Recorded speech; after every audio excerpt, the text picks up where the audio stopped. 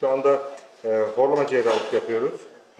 Hastamız geceleri özellikle yattığı zaman uykuda nefes alma problemi ve nefesin 10-15 saniyeden fazla durma problemi yaşıyordu. Hastayı muayene ettiğimizde hem burunda hem damakta ciddi problemler olduğunu karşılaştık.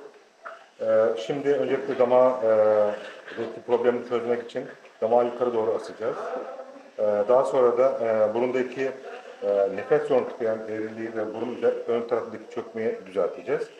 Ameliyat sonrası bir hafta 10 gün sonra da takip olarak da birçok şikayetin düzelmiş olduğunu göreceğiz. Sürecimizde ilk bir gün zorluk çekecek hastamız. Birinci günden sonra daha rahat bir süreç yaşayacak. Ortalama 2-3 hafta sonra da hem nefes durma şikayetinden hem horlama şikayetinden kurtulmuş olacak.